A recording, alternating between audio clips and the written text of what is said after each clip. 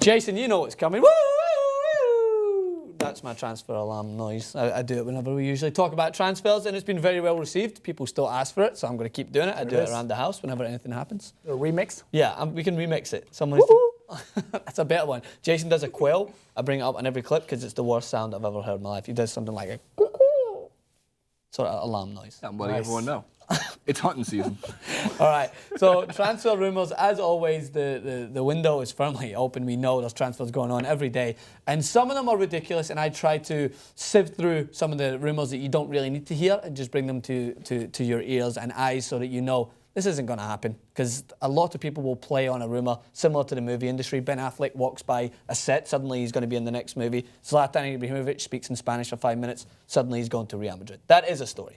That is one of the stories that might have some substance, because he's got a year left on his contract at PSG. Rumour has it, according to French reports and Spanish newspapers, that his demands are too high for PSG. That I don't believe, because we know how much money PSG have got, right? So if Zlatan asks for a contract, you give Zlatan a contract. I don't think that he's anywhere near the quality that everyone plays him up to be, because he's a likeable figure, and I've been on record saying this a lot. I think he's a great striker, but going to Real Madrid when I would say he's played some of the best football in his career at PSG, what do you think? I don't think it's worthwhile mentioning as a realistic transfer prospect. I think Perez would be silly not to take Zlatan if he was offered to him, but I think he's going to stay put at PSG. Well, remember, players make even more money when they're transferred. They get a percentage of the transfer fee. That's why players like CR7 wanted to go to Real Madrid. Real Madrid pays more than $100 million. $30 million goes into his pocket. So I think that's why Ibra would be open to a transfer. Now, PSG has tons of money, and they're looking to bring in constant talent. Would they want to get rid of Zlatan if they can bring in new players like I don't know, who are they were talking about? DiMaria is one of the prospects. I mean, I think DiMaria, you're not worth it. Yeah, I don't think taking DiMaria into. I have to say something. I'm sort of in a bad mood because you guys bring me on after Argentina loses another final. This time the Copa America final, and DiMaria again. You come up blame in the World Cup final, so you don't play that, and then in the Copa America final, you do a 70-yard run for no reason from the 18. Oh, DiMaria! Oh. And that's all right. I had to get that off my chest. I felt that was going to come out at some point. I had to get that off my chest. Now, it just seems that he was somewhat regaining form. Would you agree? In the Copa America, he looked very good. No, pass the ball to Messi more. He didn't, and don't get injured before the final. I don't agree with that one bit. Against Paraguay, he was phenomenal. He was phenomenal against Paraguay. He looked exactly like the old Di Maria, but I agree that he exerted himself a little too much and then got injured. So I think that on a useless run. Yeah, and it's him. I think he tries. He's got that work rate ethic, and he tries to overdo himself and to compensate for maybe his lack of ability compared to the guys of Messi and his team. But I feel bad for the guy. He's just kind of starting to regain some confidence. He gets injured, misses the final. They lose again when he could have definitely been used in there.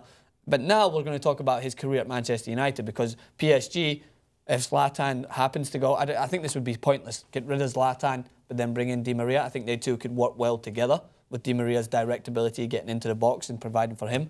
But if Di Maria moves away from Manchester United, I think that would be a silly decision for him, because no player in their career wants to have a cross mark in their career. Like, oh, he went to Man United, but he was disastrous, because he's got the ability to do so. Well, I mean, but he got plenty of money from Manchester United, and we've seen that in the past with Argentine players in United. Verón, my favorite player of all time. Yeah. He went to United for tons of money. There's tons of pressure with it. They called him a failure at Manchester United, but because of the money that they paid for him. I thought his career wasn't that bad at Manchester United. They won a couple of titles as well. Now, Di Maria, if he can go to like a team like Arsenal or a PSG team, it might open up his game even more. So I wouldn't say it would be a bad thing for him. Yeah, well, he's one player that I would like to see him stick around in the Premier League, because I've got a lot of faith in him. Remember, as soon as his first 4 games, he was talked about as being the best signing of the summer, and he just kind of weared away because maybe he didn't fit into Van Gaal's plans. Because what I talk about tactically in Manchester United's team, Di Maria gets a ball with his back to goal far too often. That's not when you've got best with Di Maria. You get Di Maria best when you find him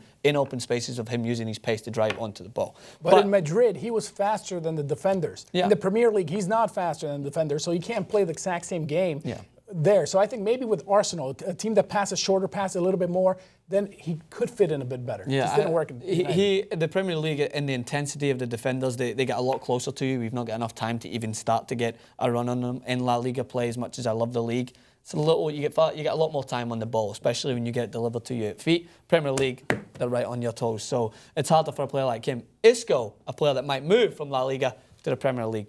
Jason. I love Isco. Yeah, I know. I was going to say because you're a fan of him.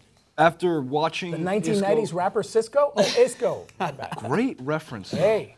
I like Isco, and I'm going to do my absolute best here to explain why. Yeah. In the midfield, watching him, like observationally, I should say. Yeah.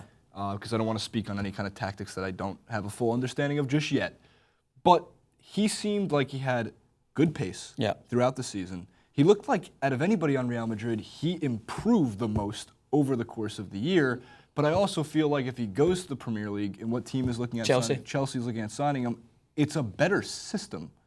Jose Mourinho is a better system coach. Yeah, well, Jose Mourinho was a fan of him at Real Madrid, but he didn't play him. It just seems that Isco, he was a fan of him when he was playing in La Liga, and he never happened to play alongside Jose Mourinho. So now Jose Mourinho is thinking that he could fit into his system, because what Isco reminds me a little bit is he's got some Fabregas-esque qualities to him. He's very good at moving the ball. He's quick. He's a great passer.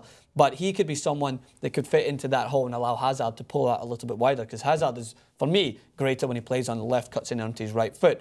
But Hazard sometimes has to drop into that hole because they've got Fabregas, they've got Matic. Sometimes they go between either Hazard playing in there, sometimes they bring Ramirez back and put Fabregas a little bit tall. I think that Isco could fit in perfectly into that role to maybe interchange between him and Oscar. And his game can switch from La Liga to the Premier League like Juan Mata did. Yes, I agree. He was perfectly fine. He's very similar to Juan Mata. He'd be perfect for Chelsea's team. And Juan Mata, that's a great example. He's not going to be able to play that much in Real Madrid when you have James, you have CR7, you have all these players. So go over to Chelsea. Why not? Yeah. It's scary to think that Chelsea signing Isco, like, again, it's not like a huge name signing, but they're only going to get better. Yeah, of course. And I think that with Chelsea, what Jose Mourinho does now is that why does he doesn't need to sign any big name signings. He signed his Diego Costa, who was an instant impact in the Premier League and a great signing. He's got his system. They're not really aging. He's got arguably the third best player in the world on his team. So they just need to adapt around that and play to their strength. Do you think it matters who is even on Chelsea as much as what Jose Mourinho is doing with Chelsea?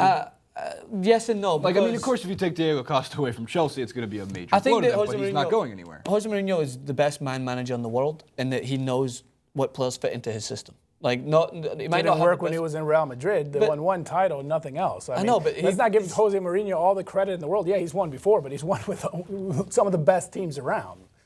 Porto, I'm pretty sure that was a pretty disastrous team that he won the Champions League with. Come on, he won the Champions League with the team. But I'm saying he was in Real Madrid, didn't win anything. I'm saying he's a good guy. Agree. He won the Champions League with Inter as well. Yeah. But I'm not saying like he's the be-all, end-all. He can win without good players. Chelsea has plenty of good players. I think he's the best man manager. That's what I'm saying. Like his system, when he fits it into a team. I think that Real Madrid, yes, he might not have been as big a success. He did deliver them La Liga title when they went through a very dry spell. I think that everyone kind of holds it over him that he didn't win the Champions League. I agree that he should, for the players that he had, he should be winning the Champions League. But Jose Mourinho, in a team he needs full control of his team. That's why people think he left Chelsea because he didn't want to be there anymore. He didn't like that Abramovich was starting to take control. He needs full control of his team. Inter Milan, they literally said, go. Do whatever you want, sign who you need to, and fix this team for us. And he does do that very well. In Porto, he built a team from scratch. I think that with Chelsea, I do agree with what you're saying. He's got fantastic players. Don't get me wrong. I just don't think that, aside from Hazard, there's anyone in there who you would say is in...